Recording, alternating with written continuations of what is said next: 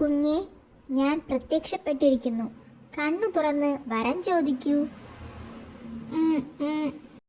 വേഗം പറയൂ കുഞ്ഞെ, എന്താ മറന്നുപോയോ? ശരി, ആലോചിച്ചിട്ട് പിന്നെ പറഞ്ഞാൽ മതി. പോയിട്ട് തിരക്കുണ്ട്.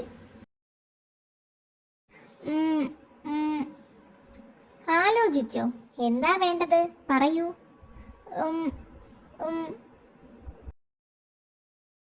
മൂമു എന്ന് പറഞ്ഞിട്ട് കാര്യമില്ല. വരം ചോദിക്കൂ കുഞ്ഞെ. കളിയാക്കുകയാണോ? ദേ, കാട്ടുമുത്തപ്പനോട് കളിക്കരുത്.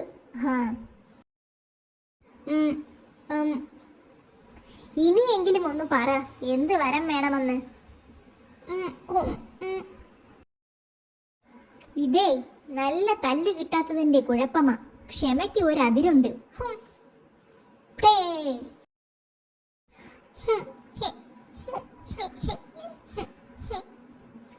പാവം കരച്ചിൽ തുടങ്ങി ഈ കാട്ടുമുത്തപ്പന്റെ ഒരു കാര്യം. എന്താ മോനെ, കാട്ടുമുത്തപ്പൻ വന്നിട്ട് മോൻ എന്താ ഒന്നും ചോദിക്കാഞ്ഞത്?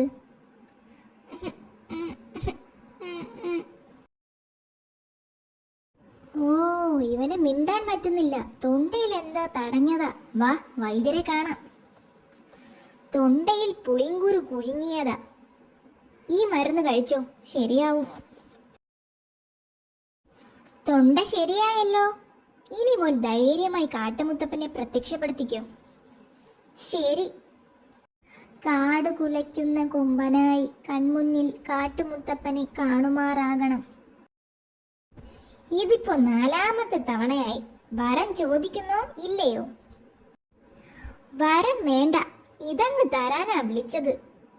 എന്റെ കൊടുങ്കാട്ടു മുത്തപ്പാ, കാര്യമറിയാതെ പിള്ളേരെ തല്ലരുത് കേട്ടോ. പുളിങ്കുരു തൊണ്ടയിൽ തടഞ്ഞത് ശരിയാക്കാനാ ഞാൻ നേരത്തെ വിളിച്ചത്.